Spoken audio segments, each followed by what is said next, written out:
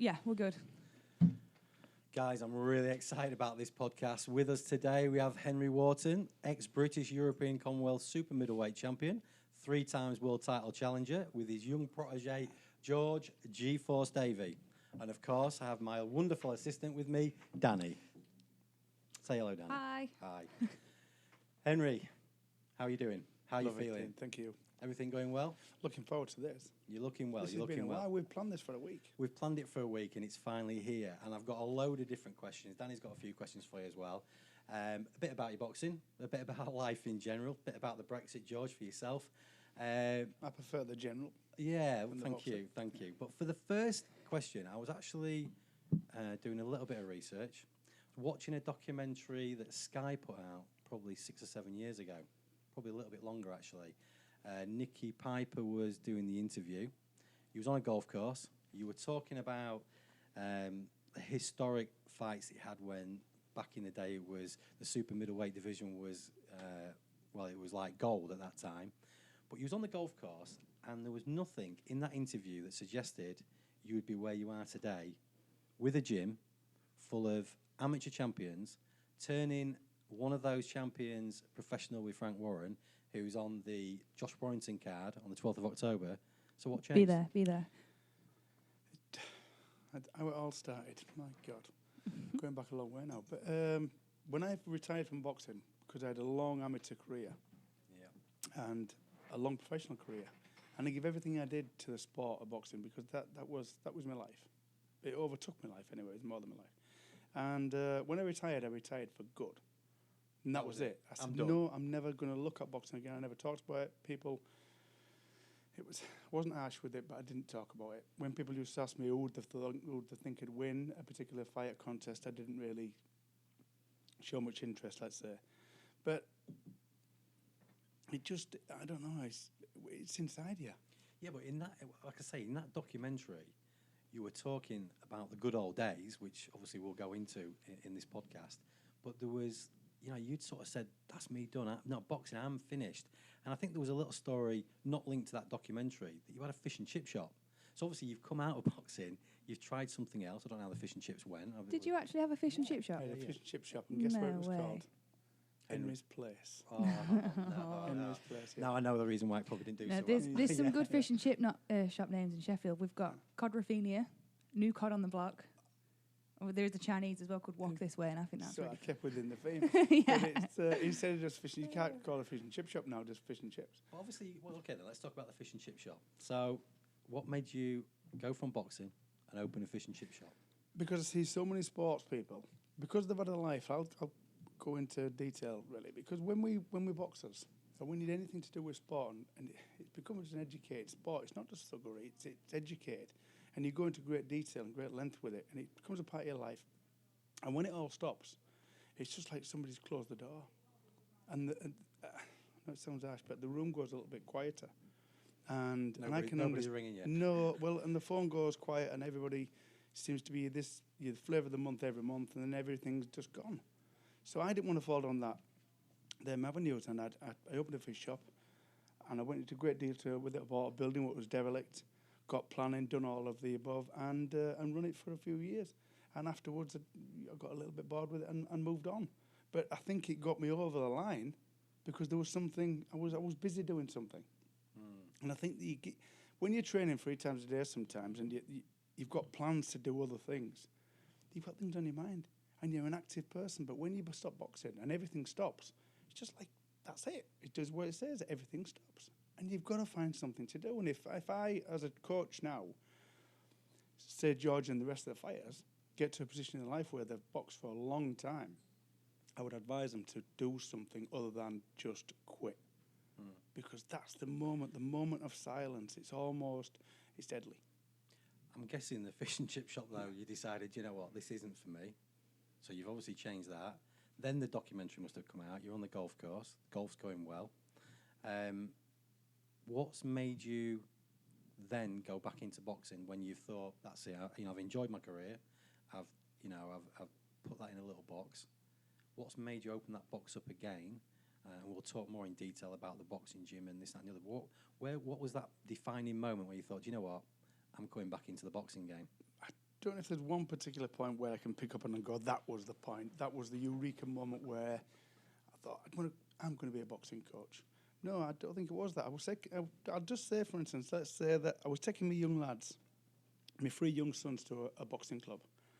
And they was coming home, I was dropping them off, and I was saying, they were showing me what they was getting taught and tutored and so on. And there's a few things they agreed with and a lot of things I didn't. And I said, well, they're teaching you that? Yeah. I didn't really like it too much, and I didn't like what I heard. And then it progressed, and I didn't see the improvement as much as I would like to have done. And I was thinking, well, what kind of father am I not to show my kids? You know, because you expect a football coach. Well, you must have been at home with them. You must have had the old pads out. And that's how it started, because I was thinking, well, a football coach, you normally see a football coach and his son playing, he's always like a little bit of a standout. Yeah. Because obviously you would think that his dad spends quality time with him. And I thought, why don't I spend a bit of quality time with my lads? And I started doing that. And then I realised that, the knowledge that I amassed over the years was, could benefit them, just like benefiting everybody else. And I think that was a little bit of the first step into it, yeah. It's funny you mentioned derelict buildings, because when you say about the chip shop, obviously I've known you for probably 6 or 7 years now, way before we started off with the protege journey. I live in York, you live in York, and I remember seeing an article in a newspaper saying, Henry is back, coming back into the boxing scene, and you'd taken over a building, which didn't say in the newspaper clipping that it was derelict, but you'd taken over this building, and you were looking for tradesmen to come and basically give you a hand. Anybody who knows anything about the amateur boxing side it's not awash with money. So it was a good article, and it was a case of saying to people, look, if you're a plumber, joiner, we're going to need all those things. So I remember being a fan of you in the day and watching that great era of boxing and thinking, I'm not great with my hands in terms of as a tradesman, but I can maybe help on the business side of things. So I remember picking up the phone to you. You said, yeah, come on down and see where we're at. And where you were at was sat on a plastic chair with no flooring, no ceiling, in what I wouldn't even, to call it a derelict building would probably be an insult to derelict buildings. Yeah. And I could not see the vision, but you actually, when I first walked in, I couldn't see the vision. But obviously afterwards, I could see the vision of where you wanted to get to and what you wanted to achieve. Now, if you fast forward, say, 6 years, to you've now brought lads in from the streets, in effect, turned them into champions, area champions, British champions, going overseas, like with George, golds at Eindhoven, taking them down to Haringey, golds at Haringey, back to back. In the space of 6-7 years is pretty amazing from what I saw from that time ago. I mean, so that obviously pays tribute to you as a coach, but can you believe the journey in the last sort of 6 years? I'm glad you say that, Nick, because it brings a lot back, because, it's so easy forgotten time, but it seems lost time. And only memories, that's why we take pictures, because they're great memory. You remember them. But going back all that, I was adamant that's what I was going to achieve. When you sat in the other plastic in the chair. gym, yeah, the other plastic chair. Me and my wife, funny enough, and we sat there and we poured our heart out to you, to be fair, because we were looking for help and inspiration, I would say, because we were ready to quit. And we really was, Dean, and we was lower than the lowest thing. And we sat there, and to be fair and a credit to you, and I've said this to George and to everybody I've spoken to, if it hadn't been for you that day, that gym wouldn't have been there. And that's the truth. And I know seriously, Dean, that gym wouldn't have been there because what you done to us that day, because the truth, after you spoke to us, and went a little bit detail what we could do and how you could help us, and we've never really said thank you, but this is the truth. So I'm going to send an invoice in the post. Yeah, but when you left the building that day, things you say, because you're very, very good and you're articulate and you're very, very clever, but you helped us, and that was the truth. You helped us, and I'll always thank you for that. And when you left the building that day, me and Amanda sat there, and I think we was down on the bottom of the chair, crouched down like that, because I don't think we had any will left to sit properly, because we were that low in terms of esteem and, go and get them anymore. I think we'd bust all our resources. We'd come to the end of our tether, really, and there's only so much you can give. But you fetch light into the journey. And then what you done, and I'm not getting all spiritual, but you left the building that day, and me and Amanda said, I said, he's been sent from somewhere. And that was the truth. I said, he's been sent from somewhere. I said, because that's the only way that person can come into our life. Most people want to send me somewhere else. Well, but that's the truth, Dean, and I thank you for that. And that, honestly, that's the definite truth. And what we've done there, when you echoed on all of our achievements, there was an article I put in the paper not so long back. Well, going back now, say 5, 6 years. And I said, I don't just want to open a boxing gym. I want to create champions. The last count, we've got 16 belts. And I want to create this, and I want to do this, and I want to do that. And this is all selfish acts. These are kids who've got no opportunity boxing. They're just like every other club. And we pride ourselves on achieving the best for them. And that's where it is. That's just like George. If George's journey starts now, and he doesn't move forward, his journey ends today. Because George Davey is George Davey now, a supreme fighter, which we think is going to go a long way. But ultimately, if he doesn't get better from this point forward, it becomes just George Davey today. Yeah. Is tomorrow's fighter. Well, I remember, obviously being in York and being a little bit more involved with the club early on, I remember George coming in about probably a year after the gym was open. And obviously I was part of I think you call it the Fat Dads class. Yeah. I prefer to call it the slightly overweight men club.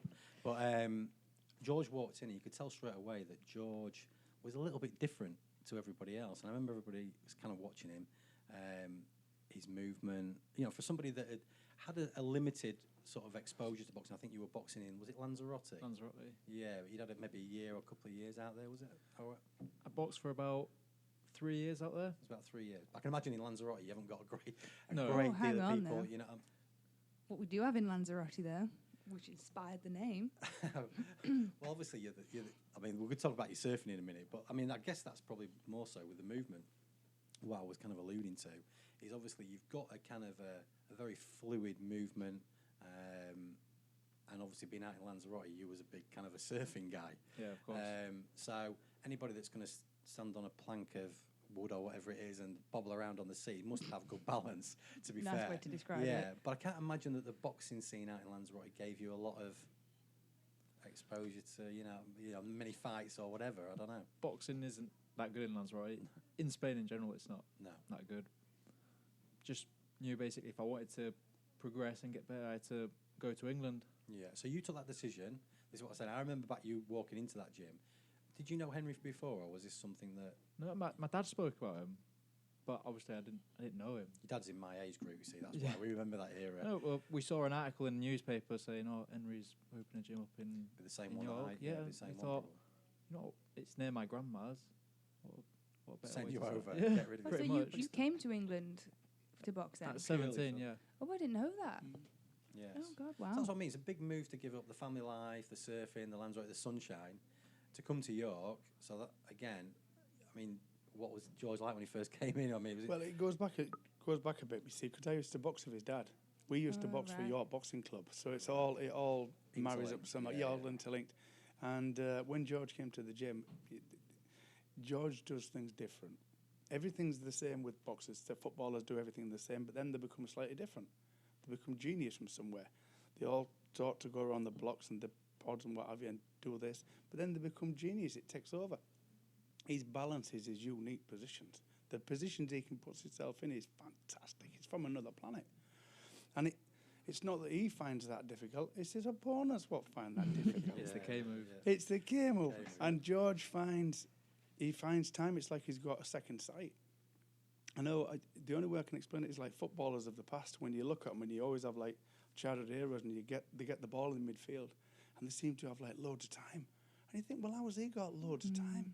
But George has loads of time. And you think, well, is his opponent's going slower on purpose? But they're not. It's just that George, he can see everything before it happens. Whether we call it momentary or not, I don't know. But somehow he does it. And if we could get a recipe for that, we'd all buy it. I know he's always sort of had that ambition to turn professional. Obviously, turn professional with Frank Warren now. Huge debut. He couldn't get any. Obviously, you was a Leeds born, I think. Was you Leeds born? Mm-hmm. Yeah. You fought, I think, the first fight Ellen Road, which was the first fight Ellen Road. The first fight Ellen Road, yeah. So for you to go back to Leeds is a big thing. Obviously, you're a Leeds United fan as well, so that helps. But, you couldn't pick a better card to put you on your debut and to be with Frank Warren. I mean, that is amazing. And with Josh Warrington as well. What a launch pad. It's Massive, fantastic yeah. for George. And I mean, I go to have the association with Leeds as well. Both sides. And all parties, all of us from the club, we all love Leeds. And we all love Leeds. Yeah, I thought you put that one in. Yeah. But we'll say hello to Jez out there as well. He's a Yeah, big we'll Leeds say fan, yeah, now we're on. But it's just worked out. You couldn't have mapped it out any better. No. You really couldn't. I mean, for Josh to be boxing on the bill defending his world title, for a launch pad to George Davey make his debut, his long-awaited debut, because we've waited for this a long time, because George has been going to be a pro from the day he stepped in the gym. Yeah.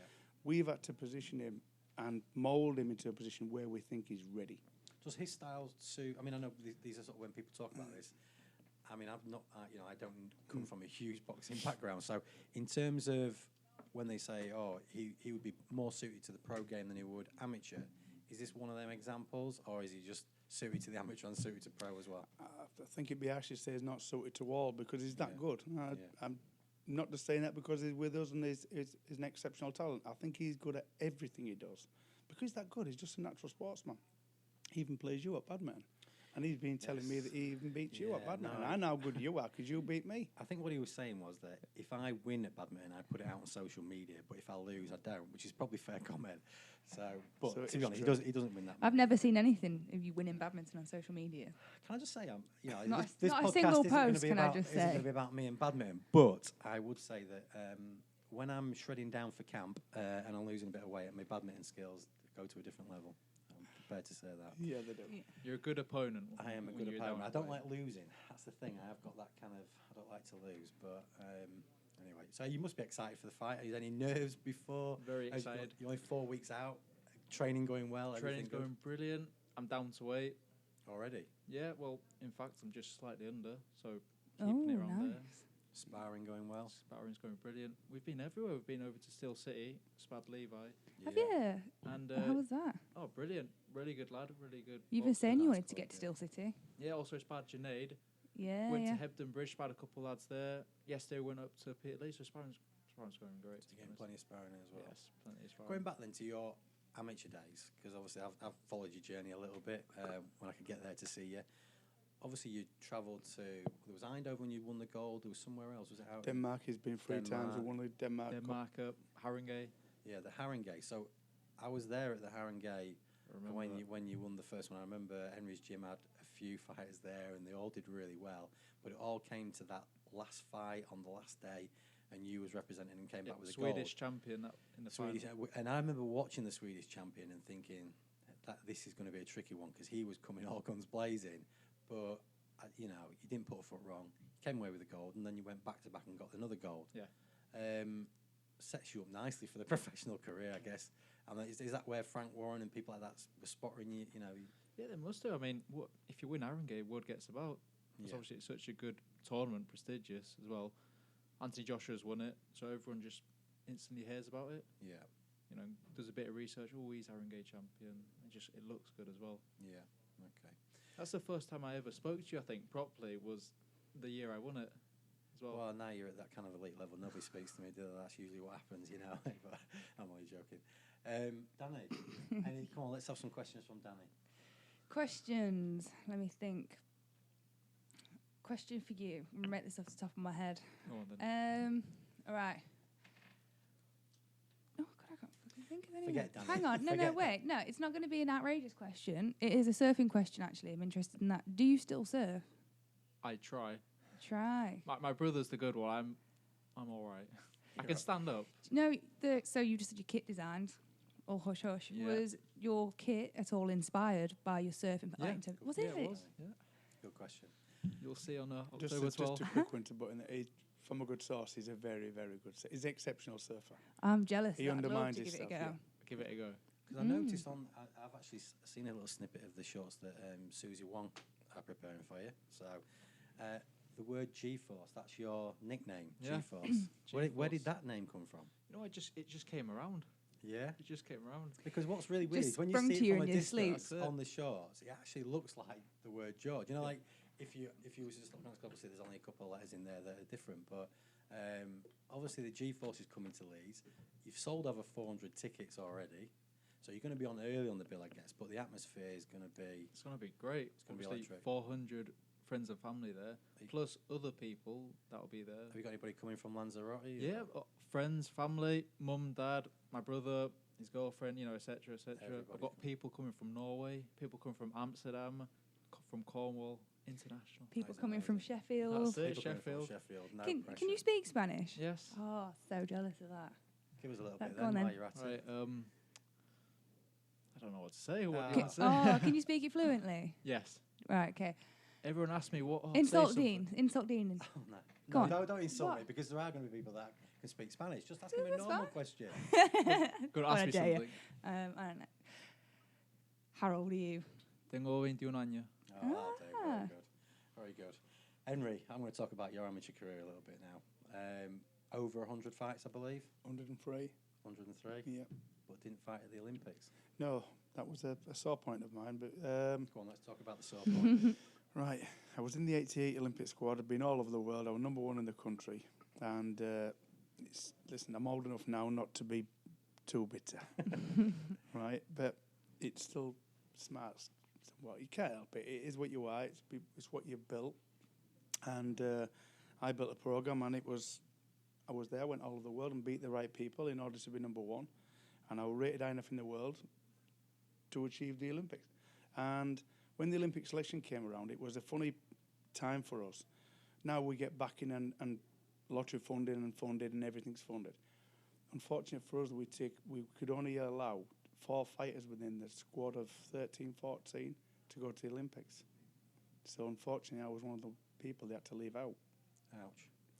Ouch. And trauma. So is that one of the things that made you decide, right, that's it, I'm finished with the amateur game and I'm going to turn pro? Yeah, or was it because always...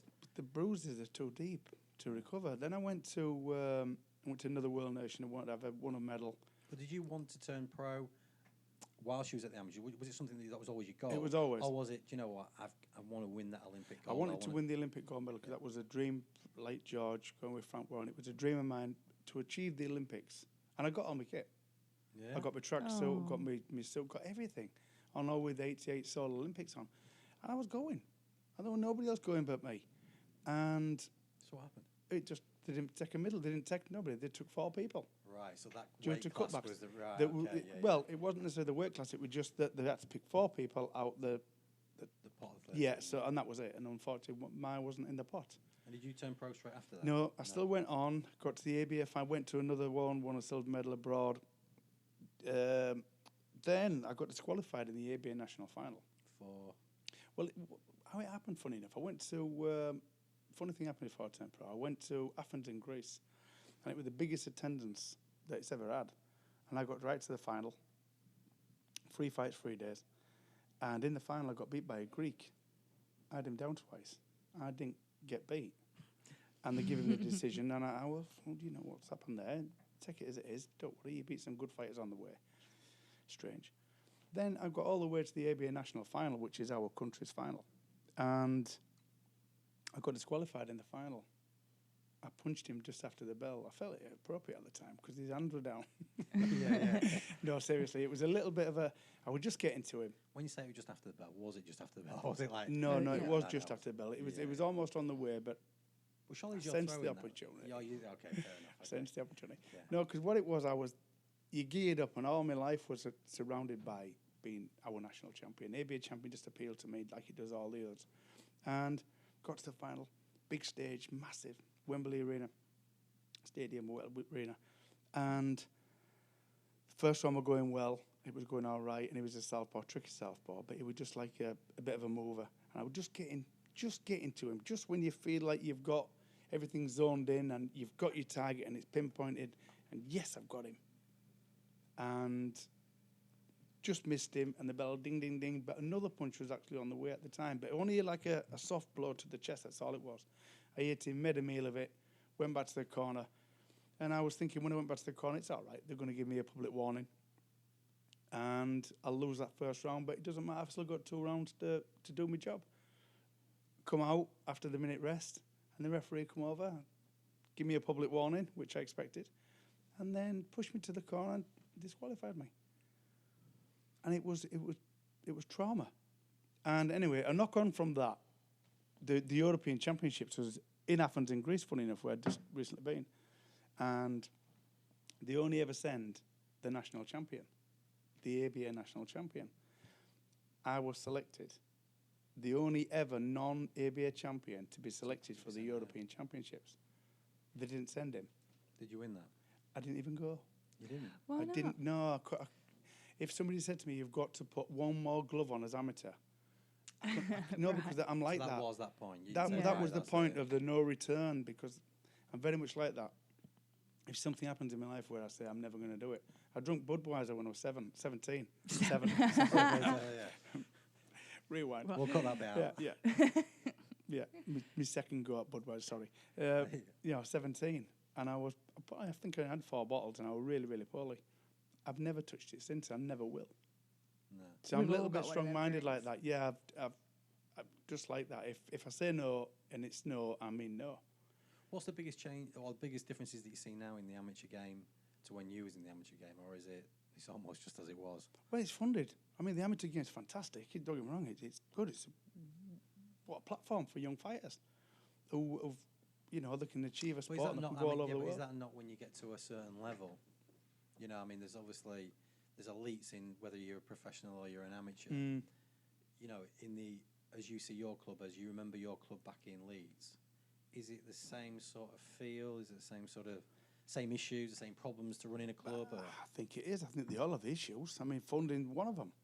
Because the four fund doesn't clubs come struggle. down to what I call grassroots levels, does it? No. It comes to the elite in the sport. Yeah.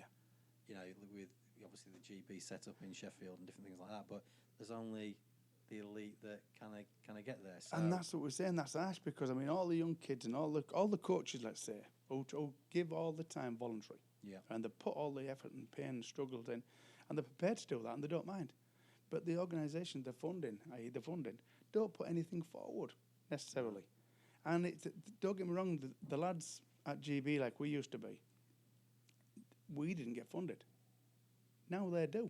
yeah, So we feel that we was hard done by, because we used to have to go uphold a job, go to work, maybe quit 2 or 3 days, and go down, miss pay days, and go down to Crystal Palace. yeah, And when it was the Olympics,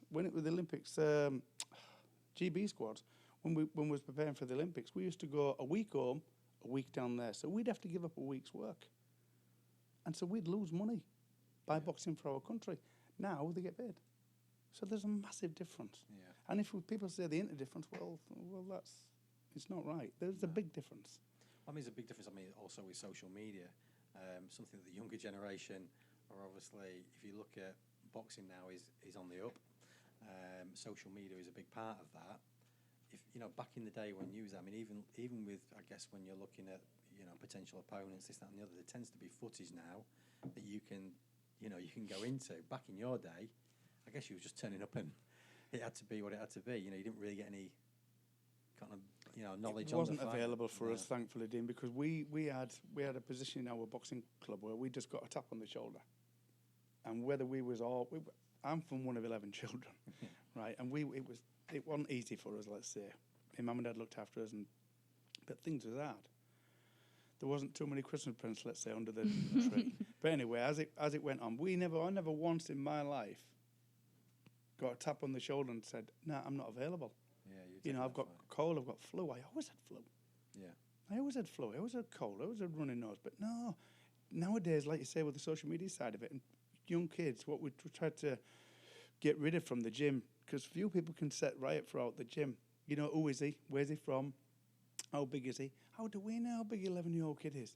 He's from another city. We don't know how big he is, and that's what they do. And they start looking on social media sites for him, and they see the record, and then they go, I don't want to box him. I think the good side to social media is though that it brings, obviously like with sponsorship opportunities and even like with following George's journey and being able to put it out on a social media platform, so people get to, see a fighter develop and their career sort of. But it's interesting what you said about you in your mind, you knew that's when you was going professional. With George, what was the defining moment where it was George's time? Because I suppose, next year he could have gone on for further honours as an amateur. What did you feel that was the right time for It George? was Arengay, wasn't it? Yeah, it was Arengay. There was a few telling points. I mean, George has been improving. His improvement's been endless.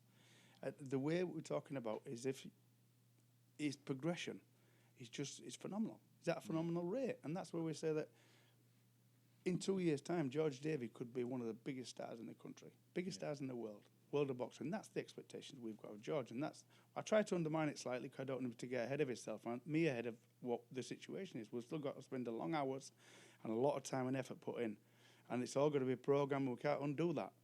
But he won the Arengay for the second time. Looked sensational, absolutely looked sensational.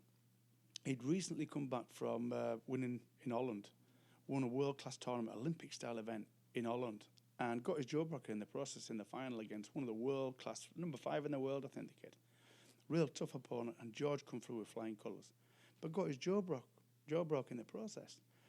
And that took a while to heal. Few fights back, we're a little concerned about the jaw as it healed properly. Did actually George know he'd broken his jaw at the time? didn't I was know. to the corner and Yeah. I noticed a bit of wobbling.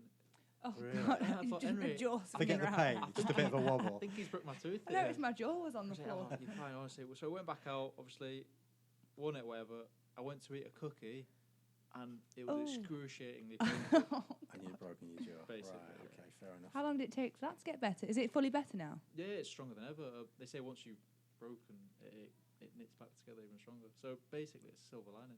Yeah. Favour, really, hasn't You it? look at the positive. I might yeah. break the other side, see if that Yeah. heals Yeah, up. just get it cemented in. Yeah. But we had a schedule of books. We had Holland again, Arengay, Holland again, Portugal, King of the Ring in November. Sweden, the one in Ireland, Yeah, Celtic Box. the Celtic Box September. Cup. I think we had 5. We had 5 planned, so that potentially could be 15 more bouts. 15 more bouts if he was successful getting through the other ones, which we couldn't see anything going wrong with him. But I was in Tenerife. Was I in Tenerife? You was in Alicante. Alicante. I was in Alicante, yeah. And I don't know, because we get these... I've programmed George from a long time, from like day one. And I know what he's like, and I know what I'm like. And I was thinking, why? He's just come back from the greatest showing. To repeat that showing, what he's just done, he's just gone 3 fights, 3 days. Looks sensational. Everybody's sitting around the ring, we're just waiting for him coming on. It was like Ali Pali stop for George. Yeah, the Seriously. atmosphere is always good, even at the fights I've been to at amateur, everybody's excited. He just does it. I'm Yeah. just getting goosebumps. He just does it. I don't know how he does it. I don't know where it's from. I think it's from Surfing. from the Surfing surfing days, background. But he seems to float, and people recognise that, and people come over, and people who we don't even know go. They recognise his talent, Yeah. and it's phenomenal. And I added it all up, and I phoned George, and I said, George, I'm going to put something to you. I said, I don't think we should wait. And we heard rumours back that Frank was interested. And so that's at the back of my head and things like that, and people are touting his name, and the time was right. Yeah, and we're that just good talking feeling. on the car on the way here, and I said to George, I think we planned it just right, George. And what do you think? Yeah, couldn't have gone any better, to be honest. I know. I was working in Whitby, and I get a phone call from Henry saying, "Oh, we've got a meeting with Frank in a couple of weeks." I was like, "Bloody hell." Oh, Yeah. I bet that was the best phone I call. was meant to do 3 more amateur tournaments. I thought, screw that. I want to let's go get on professional, with yeah. it, yeah. What do you do for work then? Just part-time labour. Yeah. Well, it was full-time, but then I Yeah. wanted part-time so I could do more training, basically. How do you juggle this is what I've never understood with amateurs. How do you juggle the full-time work with full-time training? It's a funny one, really. I'm quite fortunate, and the people that gave me work were very laid back, basically, whenever I needed. So whenever I needed time off work, they'd let me do that, Oh, That's that's really good, isn't which it? I'm really grateful for. I don't know how. I've seen people in my gym before. Like the one guy, he pretty much has to live in the gym to support him going pro because he's Muay Thai, so there's Yeah. not enough money in it. So he will work and live in the gym so he can afford to keep going on these tournaments and stuff. It's crazy. But I mean, obviously, we know the story about you coming to join Henry. I mean, you also was Gary Atkin. Mm-hmm. Was your And Tyranny, yeah. Yeah. I mean, is it a similar relationship that you had with Gary? Is that the same sort of relationship you formed with George, or would you say it's different?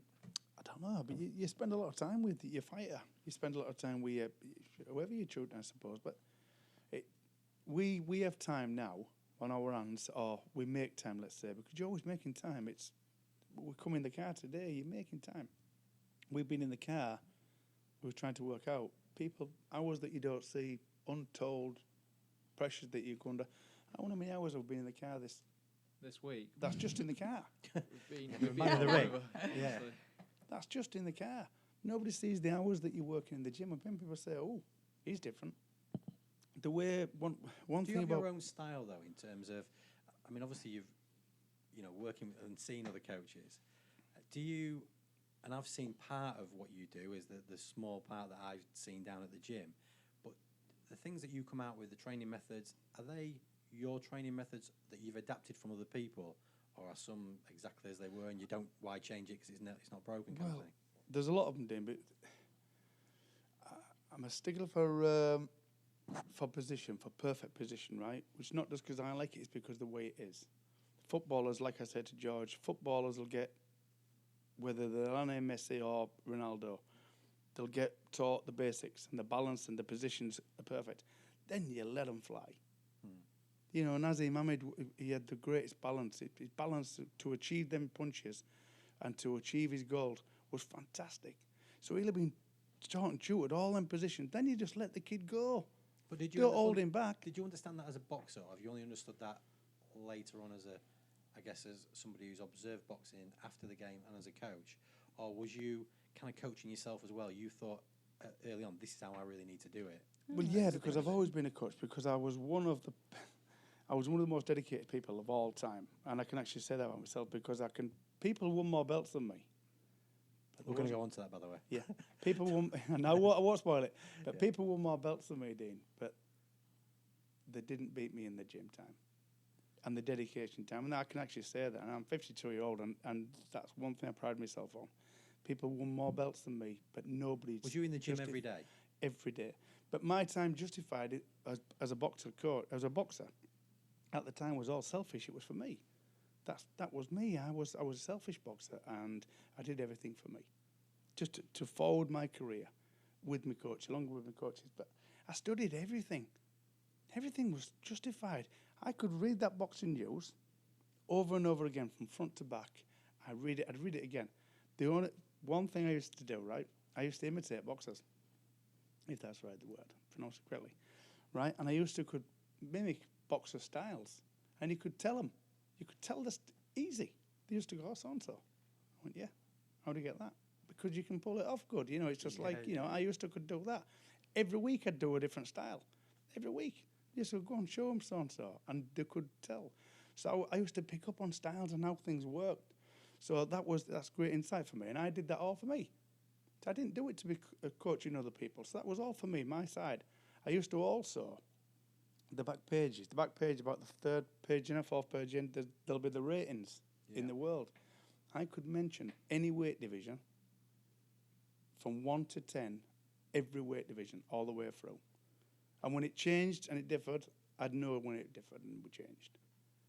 I know it's desperate, but it was my life. It was what I've become. And that's why it's good that you've come back into boxing then. Because if you go back to that, as I say, that golden era where you was fighting Nigel Benn, Chris Eubank, Robin Reed for the world titles. The documentary was called The Nearly Man. You didn't quite win those world titles, but they must be great memories as well. You know, you see the footage on, when you look on YouTube and things like that, the atmosphere and everything else. I mean, was you nervous before the fights? Did you know? What was those world title fights like? There was just. Let's go through them one by one. Let's go through the Nigel Benn one. The Nigel Benn one, oh my God. Well, I'll just go into a little bit of a story there before we get the fight with Nigel Benn. We're chasing him, to be fair, because we're number one and he's got to box us.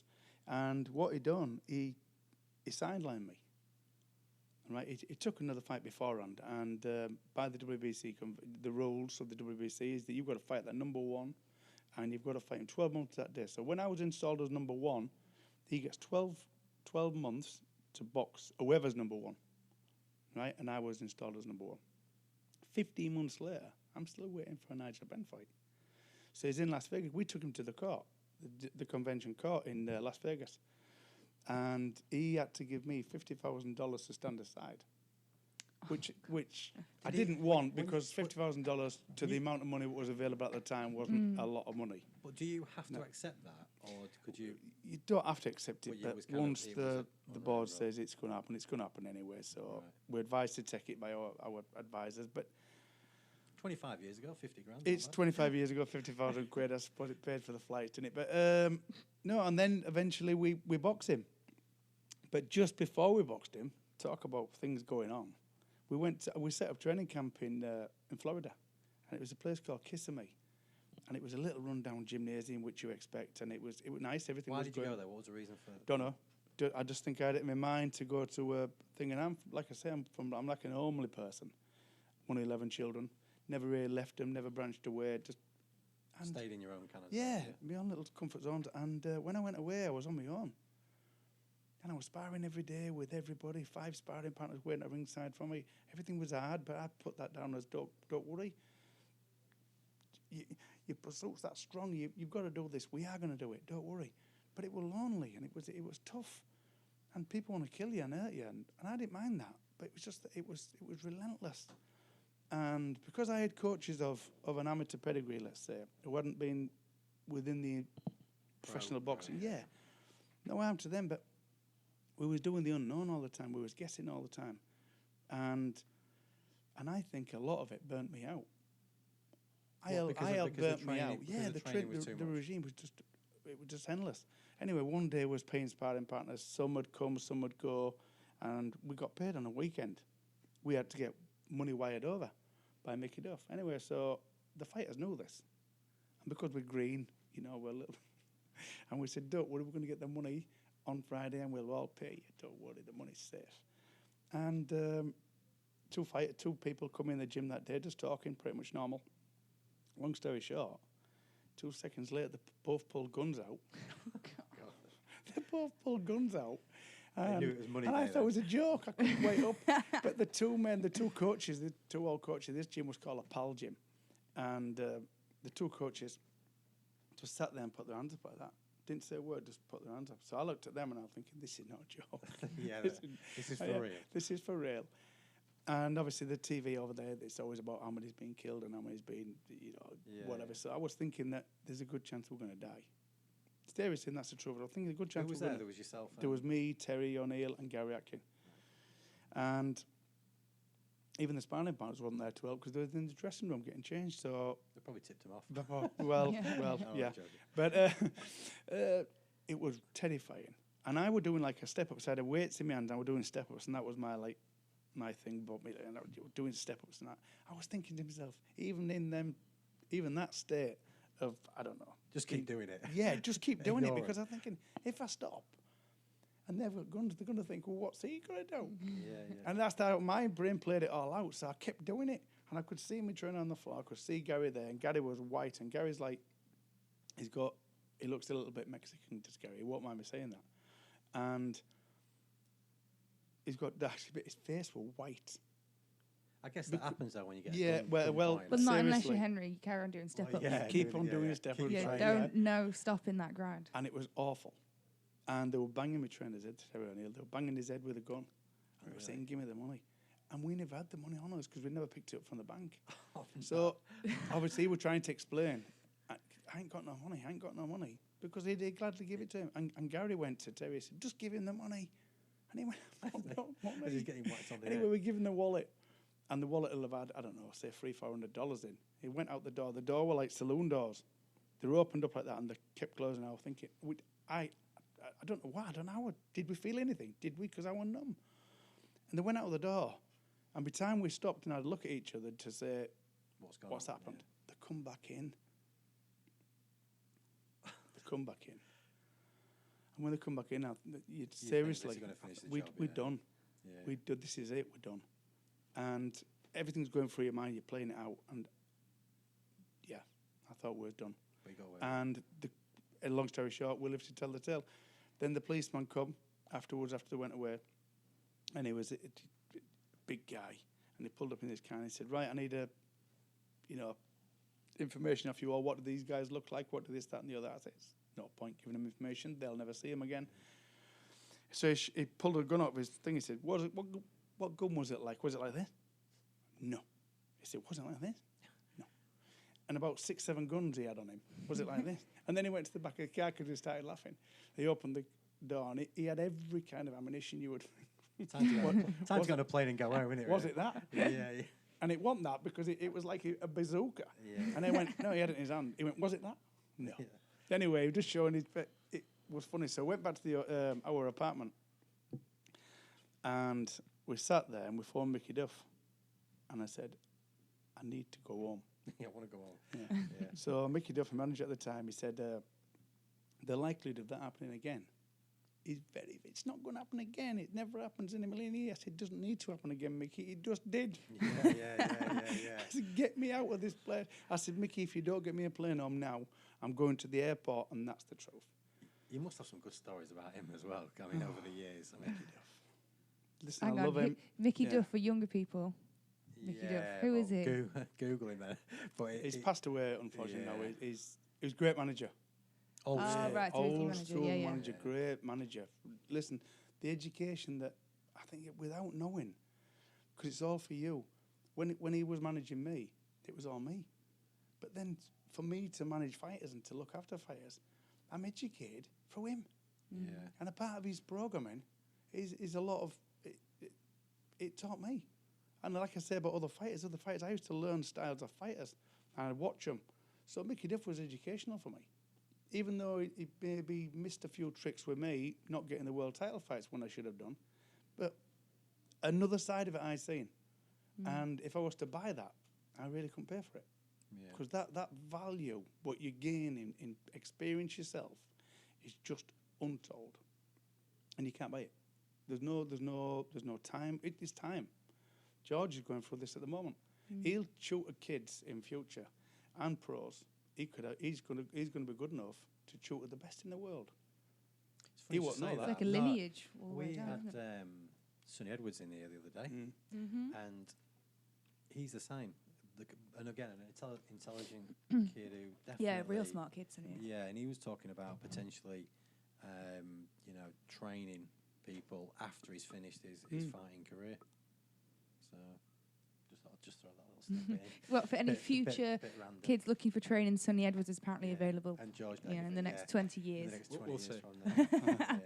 I mean, back in the day as well, you was a bit of a pin-up boy, wasn't you? You know, I see some of the... In Dean's opinion, we hear. No, the only reason I say that is in the gym, there was a certain, curled back hairstyle and gold chains and different things.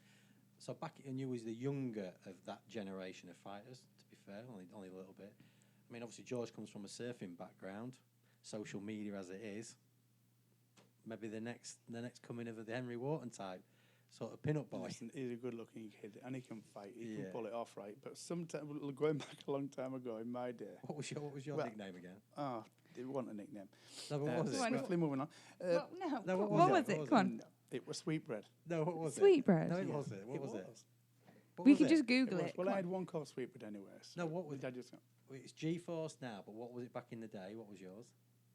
no, I never had one. Yes, you did. No, I didn't. There was one there. No. I'm sure there was. No.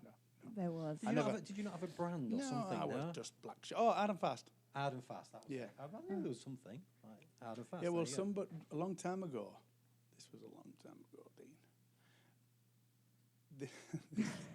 This woman had said to me, she said, she said, you're not a bad-looking lad for a boxer, are you? So I thought about it for a while. I thought, that's a compliment. I like that. And then I went back to her and I went, so does that mean if I wasn't a boxer, I wouldn't be good-looking? Yeah. So she went, no, I see what you mean. So I said, would I be an ugly person then if I was a do you Yeah. understand? And then Not did you really. tell her, No. hey, by the way, do you know what my name She is? said, Hard yeah. and fast. Yeah, she said, you're not Yeah. bad looking for a boxer. So I said, if I wasn't a boxer, would I be ugly? Well, fair enough. You know, interesting question, though. Yeah, no. And professional career: 27 fights, Mm-hmm. 20 KOs. Left hook was notorious. Your favourite put them to sleep kind of punch. No good with the right hand then. Yeah, well, it's a funny one, the right hand, because I relied on the left hook that much. I think what happened, when I was 14, my first 22 fights, I'd only lost one. And I'd stopped most of them. And I was only young. I was very, very young. And I used to knock people down.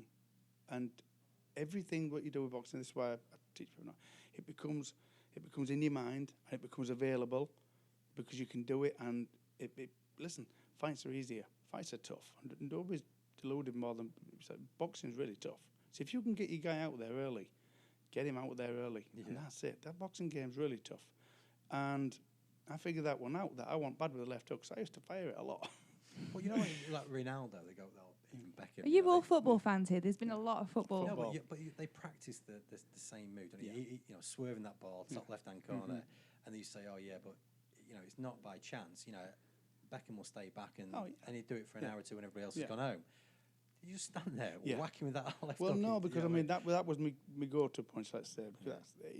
Because it felt comfortable? It felt comfortable. It was. I was a great balance. My balance was perfect, absolutely perfect. I had a good eye. I could see people and just judge where there was. And I used to, that was the one. But you'd be surprised how many people I knocked out with the right hand. I boxed a good friend of mine, funny enough. I apologise about the right hand comment then. You'll be experiencing that right hand in a minute. Yeah, I know. Sorry, I won't go into detail and I won't mention no names because of respect to him. But I boxed a friend of mine one time and he knew, and we were both on the England squad.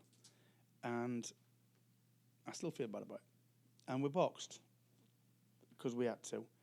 And when we boxed, he knew my left hook and I knew his position and he knew mine. And in the first round, I couldn't miss him with the right hand. Because he was guarding against that left hand. I couldn't miss him with the right hand. And I stopped him and it still hurts me to this day, but that was the reason because all he was looking for was my left hook. I couldn't miss him with the right hand.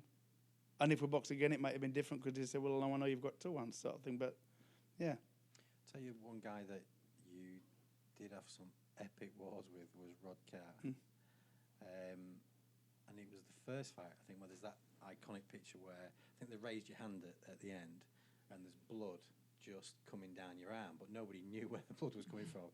But did you break your hand in the second or something? Or third? I broke my hand twice there, and that there, I cut my bandage, my hand, went through his gum shield, through the glove, and cut my hand wide open. So I knocked him down in the second round. That happened just out the second round. So I went out back to the corner, I remember. Went out the ring, and because they allow 20 seconds, which is right, they allowed 20 seconds to get back in. And they went out back to the corner. I knew there was something wrong with my hand. And just knew straight away. Explosion. But I was bleeding. Anyway, the next round, I had him going again. So I'm thinking, please let this be over. Yeah. Right, because he's tough. He was a hard man, wasn't he? Rod Carr was the toughest human being ever. And anyway, they stopped the fight because they were cut. Where his gum shield had gone through, it was cut. So they made me change the glove, which was twice as big. So they saw the cut on the glove, but they didn't understand that your hand. They didn't understand that my hand was bleeding anyway. So I did the cut, so he didn't see it, the referee. Anyway, put the new glove on. That glove was full of blood, and there was more blood in that ring that night. Because television, I'll never bring it over to what it was. It was carnage. It was like an abattoir. There was blood all over the place. Nobody could understand where it was coming from. Because he had no cuts, I had no cuts. And it was his tooth, sorry? It was it went through his gum shield and then through his teeth. God. It shows you his teeth? No, well, he must have strong teeth. But it cut my hand, right? And anyway, long story short, we went deep into the round. And in the round 7, because I think that I lost blood, the shock of the bones breaking, the position they were putting me in and the ferocity he was hitting me with, let's say, because he was a world-class fighter. I sat in the corner in the 6th round and I was thinking, I don't know if I can get up. Seriously. I was more tired than any human being will ever be. I didn't think anybody could live that long, to last that long. And I got up out of that corner and I remember thinking, I've got to take him out. Got to take him out. And I hit him. And he stumbled. And I went for it. I thought, this is my chance. This is my one and only chance. I've got nothing else. And I was slapping him with that because my hand wouldn't work. And you see, it still doesn't work now, look. You see how it's all deformed? It's not the nicest, and that's after 2 operations. It's not as nice as Dean's little thank you. Oh, thank you for that, yeah. So, and I went for him. And it didn't work. And I was thinking, oh, God. So I'm done. I'm done. And out of the character that you build, your subconscious is fighting against it all the time because it knows no defeat. It knows no bound. And I was back on the ropes, and he knew he had me. And this is the truth, he had me. And I didn't have nowhere to go. I couldn't go nowhere. I was out of energy. I was out of everything. Everything was gone. And it was only that moment I was sat on the ropes and he was hitting me. And I was thinking, you think you can knock me out? This is the truth, because nobody ever knocked me out. And I'm thinking, no. Had you never been knocked out in your career? No. And I would just, it was a defiance somewhere somewhere else. And I was thinking, you're never going to knock me out. I know it sounds boastful, but I don't mean to be boastful. But it's the character that we find within ourselves, within that stupid moment. And I rallied back, and I was going to him, come on. And I rallied back, and I knocked him down. I knocked him all the way over the ring, and I knocked him down. It was the greatest show in the world. Yeah. It was the greatest round of all time. I knocked him down, and the blood all over. And I hit him when he went down. The blood splattered all over the place. And I couldn't run to the corner, because I thought, that's it, it's done, but I'm going to collapse in a minute. And he got back up. Oh, God. He got back up about 9.5, 9 3/4. Oh, and the referee, I respect him, but he could have stopped it. Yeah. But I went back to the corner and went 12 rounds, but I seemed to grow in strength from there. I nearly had him out in the 8th, and then the 9th, I thought, well, I'm home and dry. And then I put my hands down. They were saying, what are you putting your hands down for? I wasn't putting my hands down, I just couldn't lift them up. Really, is that bad? And I boxed, and from that point, Mickey Duff was saying to me, box like Ali. Truth, box like Ali. And I was going, yeah. And he couldn't touch me. But it was only because I couldn't lift my hands up, and I learned, like we teach George, everything you've got to learn in the ring, in the gym, because it might just be, you might just need it. Doesn't that say something about the personality or the mentality that you have to have then? Because at some point, somebody came to you and said, do you want to fight him again? And I would have been thinking, nah, you're all right. Nah, I've already beaten him, I'm moving on. Did you win that fight, though? I won that fight. Thank God for that. Yeah. And to lift the title, when they announced me as the winner, the referee lifted my hand, and it was all over everybody's jackets. It was all over everybody. Oh. It was in their hair and everything. So when he picked me hand up, he couldn't wait up, and they were going, it shows you on video. Where's the blood? He couldn't understand where the blood was coming from. And afterwards I had stitches and everything, but I wasn't right for, say, a fortnight after that fight. I wasn't right at all. Just wasn't right. And I went home, and I had an operation on there. And this is going back, and I went, and I was in the bath all night, because I didn't want to go and have another operation, because I knew it'd cost me 12 months of my life, or 6 months at least. Yeah. And I went, and I was putting it on cold water. And my poor mum, she said, she'll have to go, my lad. You'll have to do it.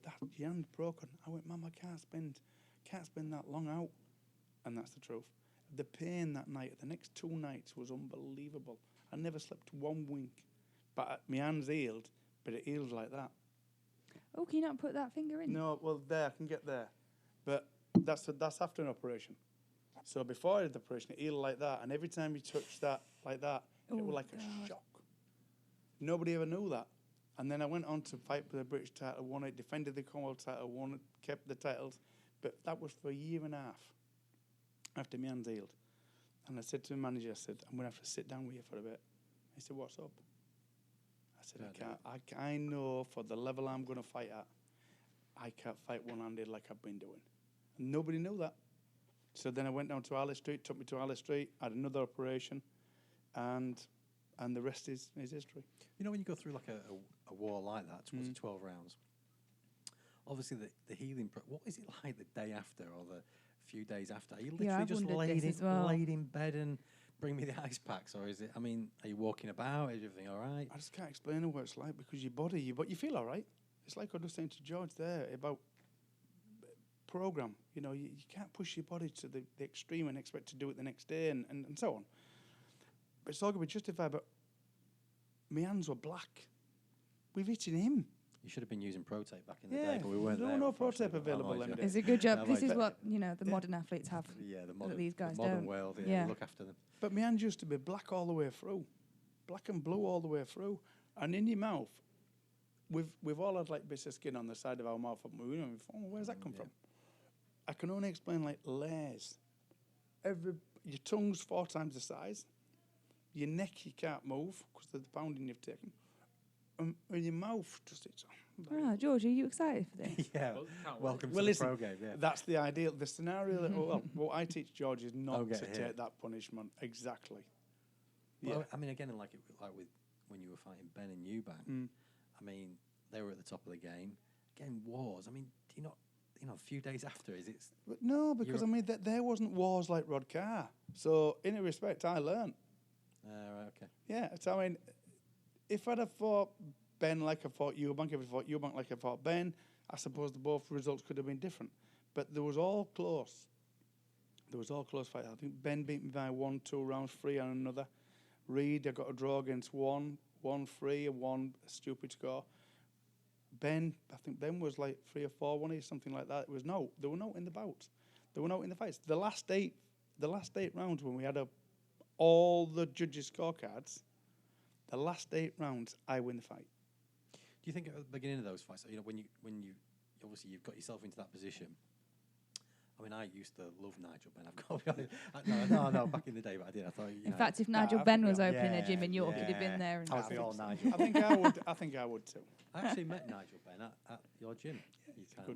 You've actually met Chris Eubank before as well. Yeah, I know him, had him over. He won't remember that. Funny enough, a little story, Dean. Sorry to stop you. Nigel Ben landed at Stansted Airport, and he got rumours that I was opening the gym that day.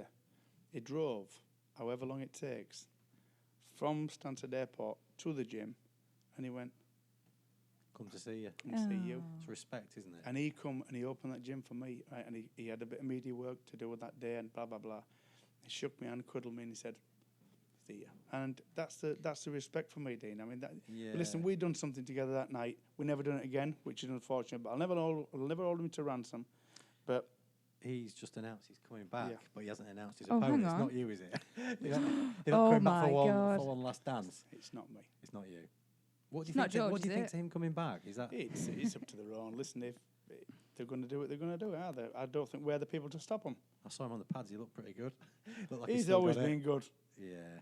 He's always been good. He's a class actor, Nigel. We never. One thing about him in the media work, I never shunned anybody or anything like that. We never bad language like it does now, chucking tables over, spats. Did you feel you had his number before, or do you think his style suited you to win that world title, or was a part of you thinking? I think I could beat him. Yeah. Well, I suppose everybody goes in that mindset. But I mean, what we done, we trained right. Mickey Duff masterminded the plan for Michael Watson to beat him, which virtually was, in a respect, Michael Watson burnt himself out, and I think we've all watched it. We all conclude to whatever decision we come to. But my opinion is Michael Watson partly paid his dues for trying. Ben did. Paid his dues. He burnt himself out trying to knock Watson out, and then Watson just come on strong, covered up, come on strong, and knocked him out with a jab. Yeah. If not knocked him out, he burnt himself out, and that resulted in stoppage. Yeah. So Mickey Duff said, "Listen, good idea. He's one of the most fearless punchers in the world. Get your hands up tight." And I trained throughout camp for that, and it was against my style. It was just everything was against my style. It's not Mickey Duff's fault. It's not my fault. It's just a program that you get into, and the plan. So your plan was, they said to you, go out, cover up, and take your time. Yeah. You see, I'd have been going, nah, I want to go back to my normal style. I know, but then the funny thing is, it's been frustrating though. Yeah, round really. after round. Well, it was, but nothing was going wrong. I wasn't losing rounds as such, like that. And when I knocked him down in the 5th, I rallied. And if I'd have went on and done what I normally can do, I'd have beat him. I know that. I have to live with that. But then you get another go. I got back to world number 1 to box him again, but it didn't happen. No. It never happened. Fighters, football, play football. And they play Man City, will play Man United. And Man United will play Man City, and Man City will play Man United, and they'll keep doing that. You get another go. We don't get another go. No. I've never thought of it that way. Great fighters in the past, they've had other goes. I didn't get another go against Ben. I went all over. I was on every undercard of him. To keep everything right, it was there. I was fighting Nigel Ben. I wanted him. Did you want Eubank? Yeah. Yeah. Me and Eubank, we had history, me and Eubank, and great fighter. I was hampered with Eubank. I was hampered with my eye, even though he was a great fighter. And styles make fights. And what I'd done, I think, we're not doing my style necessarily with Ben, holding back slightly and not going tearing at him. I doubled up with Eubank. said, I'll never live that way again. I'll never do that. I'll never allow my position in my life to become that way again. I'm going to fight him. And against Eubank, being a counter-puncher, I played into his hands. And I was relentless. Just like I say, when you get something in your mind, I couldn't... He looked good that night, though, didn't he? Yeah, I wasn't intelligent for the fighter at that time to sit back and realise and see it from a bigger picture, see it from the audience and say, why don't you sit back a little bit, let him lead off, and then he'll... He seemed to kind of... He had a couple of fights before that, and everybody sort of saying, oh, he's washed up, he's finished, he's done. And then I remember the commentary before that fight, I'm saying, oh, you know, he's got something to prove. But he kind of did come out there like the old Chris Eubank. He did, which I wanted to beat the proper Eubank, to be fair, but he was tough. He was a good fight, Eubank. But I pushed him. I took him to lists that he'd never been before, and he said that in his book. I took him somewhere. That night, I think, was the end of his career. He said in his book, he said, he took me somewhere. Didn't break me. He said he broke me, but he didn't break my spirit. No. He said, because he kept coming on like a choo-choo train. Because I was relentless in the pursuit to win the world title. I'll never stop. And even in the last round, this is the truth, I'll swear. The last round, I thought we were going to win.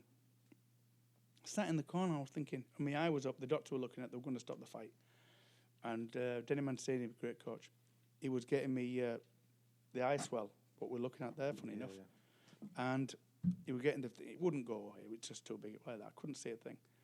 And that's why I kept it with my right hand on, like, and I kept missing mine. If you go to pick that glass up, and you close one eye, you'll more than miss the glass. You think of a moving target. I was missing by that far. Mm-hmm. And he couldn't miss me because I couldn't see him coming. So things would have been a bit closer if I hadn't had me a bad eye. But in the last round, I was still thinking I was going to win. And that's the position you've got to put yourself in as a fighter. You've got to come all over, all cost. You're not bothered. Defeat. It's not part of the game, is it? It's not part of the game. And pain, when people say, does it hurt? Like hell it hurts. When you get back to the changing room after the Eubank fight, when that's 2 world title challenges, not gone your way, is there a part of you that's sort of thinking, do you know what, it's not going to happen, or I'm now going to go back at it? Well, it's a funny one, is that, because, I mean, I'll tell you the story, and it's... I didn't know where I was going to go. I tried really hard. And I think I done a lot of damage to Eubank that night. Maybe never admit it. People won't ever really see that because he got the win. But I damaged him. And in damaging him, I damaged me. I did, and that's the truth, you know. I broke something on me because I don't think there's a human alive could have tried as hard as I did. There can only be equal to that. I pushed and pushed and pushed. And I was tired beyond tiredness, and I was hurt beyond hurt. But I just kept going. Because I thought, I'm not going to let this chance let up like I did against Ben. And it never worked. But I think some string snapped somewhere. And I was questioning myself, can I do that again? Can I go to that well? And can I fight with that ferocity again? And I didn't know where I was in terms of my career. I thought, where am I going to go now? How hard am I going to try? Can I do all that again? Because I don't know if any human can live that way again. So went back, and I was in the garden one day. I was thinking about where I was, where I want, and what we're going to do. Because nothing was planned. I'd still have to get back to number 1 for anybody to give me a chance. So, and this person, who I won't mention, he said to me, what are you going to do now then? Is it like over? I looked at him, and you relate things and you turn things around to suit yourself, and you get a little bit, strange. And I said, do you think I'm finished? And he went, I never said that. I've known you for 30 years. Why would I say you're finished? Or whatever, how long of it? He said, why would I think you're finished? I went, do you know what I'm going to do? And he said, what? I said, I'm going to go home. I'm going to get my tracksuit on. I'm going to go for a run. I'm going to phone Mickey Duff.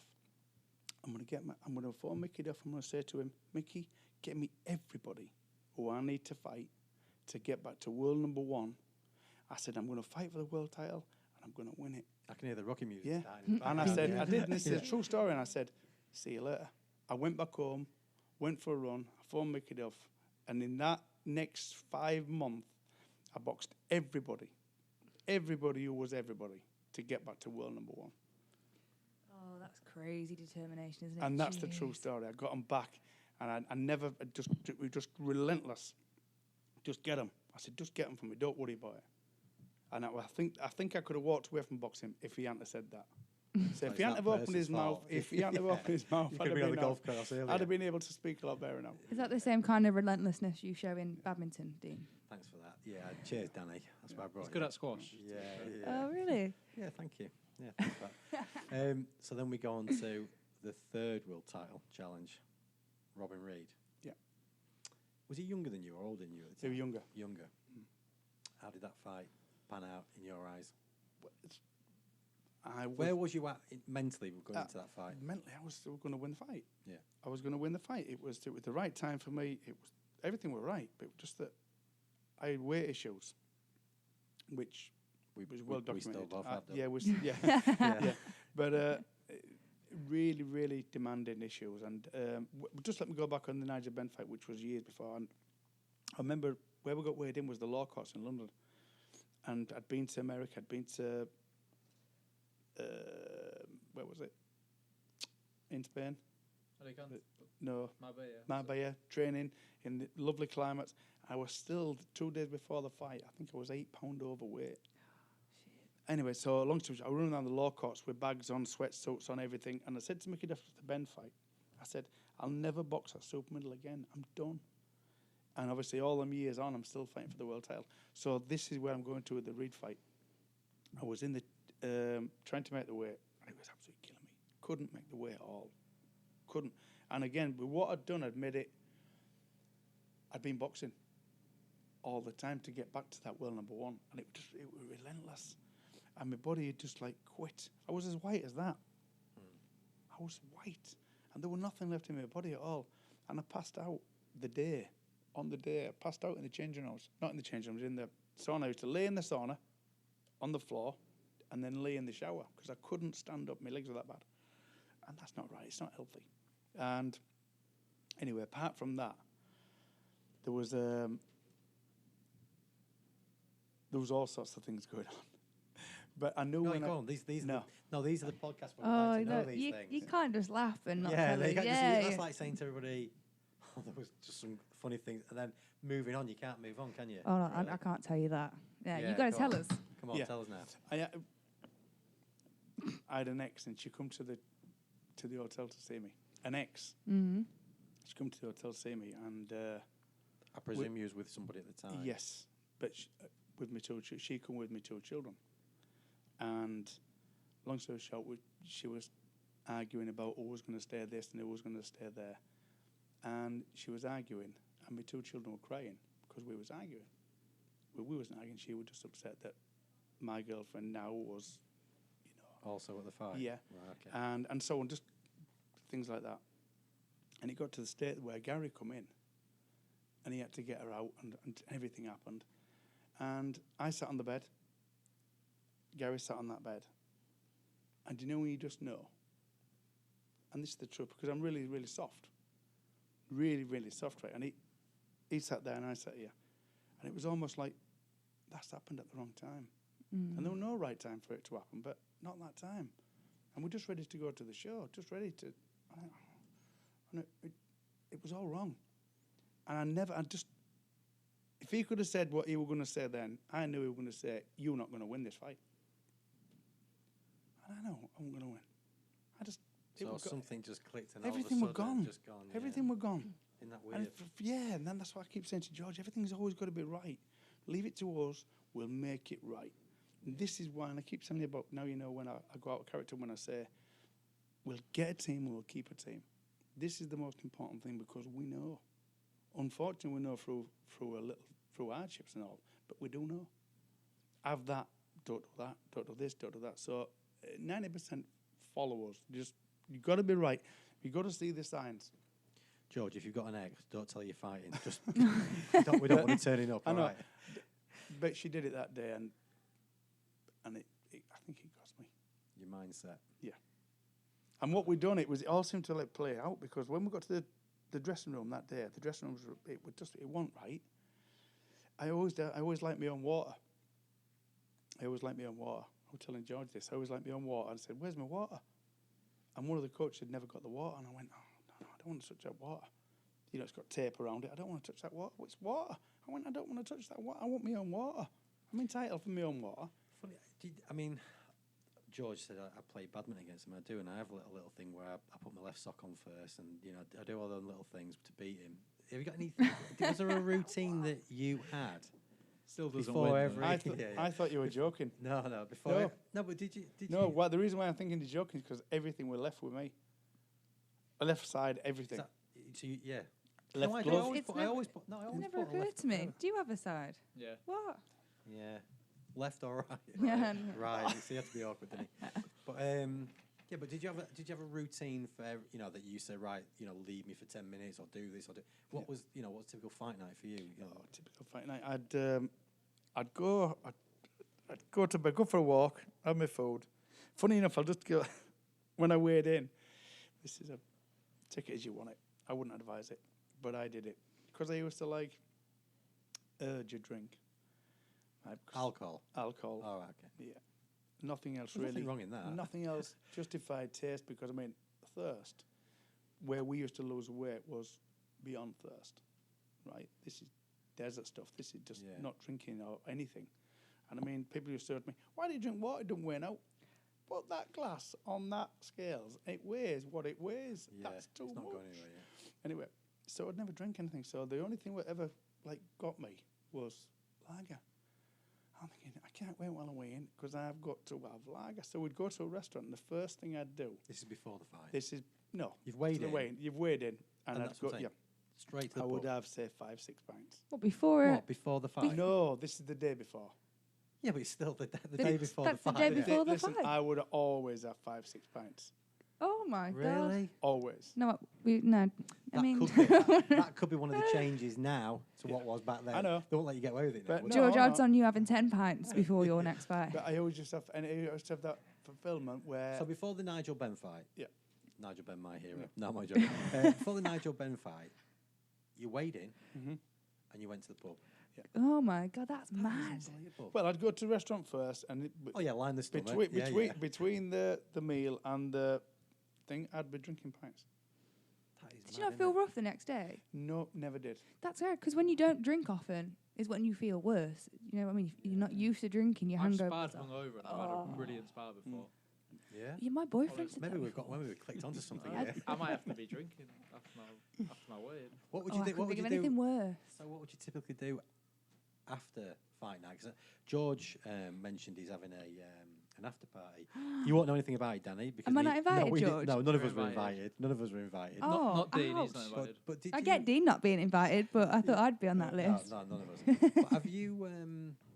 Did you again? Was it like you finished the fight and you're off to a party, or you're just going home and crashing out? What was the? No, we always had like a party afterwards where it being a nightclub or wherever it was. But then afterwards, I'd go out for a fortnight. Non-stop. Well, I'd go out and I'd enjoy myself, let's say, for a fortnight. Eat what you want, drink what you Eat want. one, drink what I want, and then when I were back in the gym, that was it. You're just off it. That's it. One thing about me, if it was, I'd only do it at the right time. Yeah. Or my time, and that was it. I'd be dedicated beyond anybody. I wouldn't. Just. Could you imagine though, in social media world now, if you was fighting for a world title and you've just weighed in, and somebody said, "Oh yeah, he's a dog and hound." It's just. Is it the Weatherspoons down the Are you road? there? down in 5 pints. Well, funny Brilliant. enough, I boxed Mauro Galvano for the European title in York, and that was one of the things to get back to the world number one. Tuco Mauro Galvano was a good fight. a world-class fighter, former WBC champion of the world, and boxed him, really, really struggled for the weight. Absolutely, I mean, dead at the weight. Dead. And got to the Italian restaurant where I went, and I ate one piece of spaghetti like that, and I went to the toilet and I throwing up. I was that poorly. Anyway, eventually I got a little bit more down me, a pint, another pint, a little bit more spaghetti down me. I walked home. I said, because I want to walk home, I'll walk home. And Gary went back to Leeds. And so I walk home, I said, because I'll get the food going and what have you, I've got a fight tomorrow night. So I was walking past our local, and it was called the Edward the 7th. It's not there now, it's closed flats. And I went in there, had another few pints, and I said, where are you going? They went, we're playing dominoes at wherever it is. I went, you fancy another? Do you need me? And they went, you're fighting? I said, don't you worry about that. And I went with them, stayed all night, went back home. This is true. I wouldn't advise it for any fighters. But went back home, had the best night's sleep I've had in my life. And I went and I won the European title. And I remember directly saying that was probably one of your best performances. One of my best performances. In fact, I know You're you. listening to this, George. I know you do like a drink because in your Henry's Dream documentary, you're like, oh, we can't have anything, and the first thing you said on it was, I can't have a drink. Oh yeah. Then then we don't have a social life. Then everything else come after is like, I can't have a drink. Yeah, have a drink. Yeah. I'm gobsmacked that you was drinking before a World Title fight. I know. But it was just, I was never drinking before, if you know what I mean. Say if I was training for 6 weeks, I would never touch a drink in that 6 weeks. It'd be only the day before I drink. But could you imagine in this day I and guess age? your ritual, though, isn't it? It's what you need to be doing. Because everybody's got I think George was saying he's been to a dietitian and different with helping you with what foods to eat. They'd never sit down and go, but the best thing to do is have 5 pints the night before and you're off and running. It works for him, though, didn't it? I mean, It reminds me again, go back to football, but the old school footballers, that's what it used to be, didn't it? But It used to come in and... They smoke and stuff as well. It's Yeah, like smoking in the dressing room before they're going out to play and they're coming in with a skin full. Some of the greatest players ever lived. Yeah. I was at a course the other day, and 2-day intensive course. I was photographing, not in it. Getting all inspired by all these fit people, and I'd come out to get my taxi, and some of them come out. Actually, a lot of the Dutch people come out smoking. And I was like, God, how? God, you've been boxing, and they were like 9 till 5 boxing sessions. Come out smoking. It's like Thai boxers do as well, like smoking between kicking pads. Yeah, well, George lives the life, don't you, George? You don't smoke. You don't smoke, do you, George? An athlete, don't do any of that. Tell us a bit more about Mickey Duff, though, because obviously you were with him for a long time. Was there other sort of managers trying to get hold of you, or was it always just when I with him first turned pro, because I had a following, I had a great following. It was a phenomenal following, and it followed me into the pro career. To be fair, an amateur, I could fill stadiums. I don't know why. I don't know why it happened. It was just unbelievable that everybody followed me, and I don't know. And it just went on. But Mickey Duff was only one of them. I had everybody's contract details, and the only we ever wanted was Terry Lawless and Mickey Duff.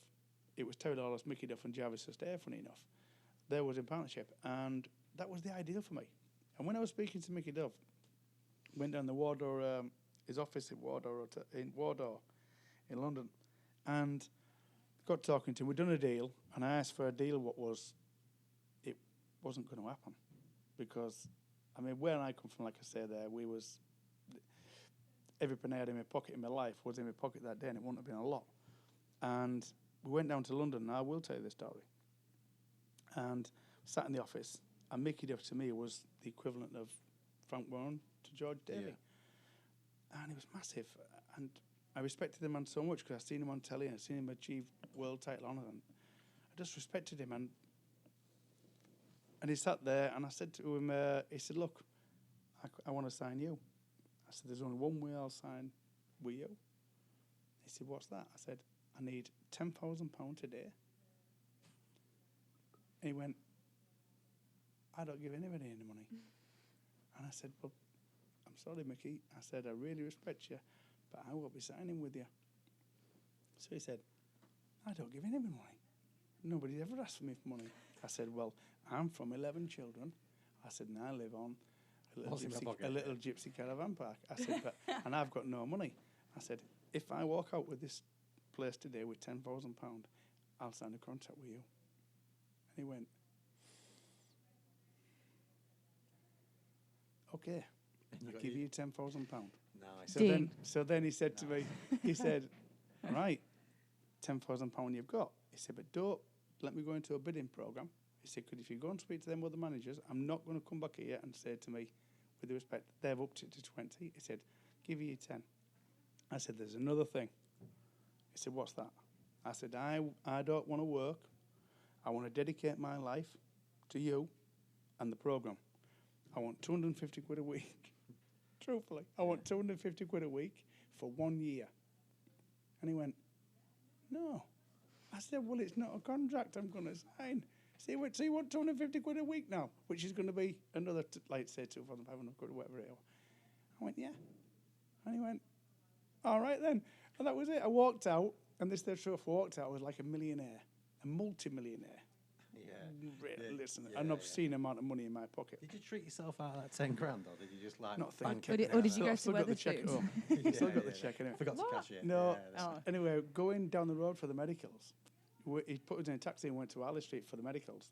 And this is the truth. It dawned on me that if I don't pass these medicals, them checks in my pocket stood for nothing because I wasn't going to be signing with him. So I was thinking, oh my God, if anything's wrong with my medicals now, like that you don't the know brain of. scan, the everything scan, if it ain't right, I'm poor again.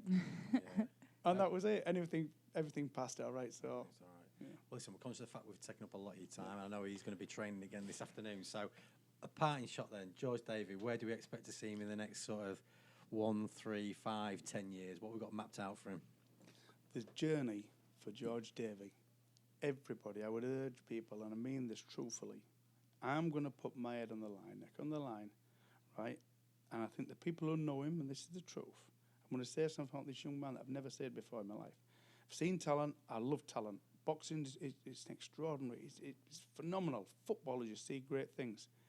But he could potentially turn into a great. And I know that's big words, and that's massive.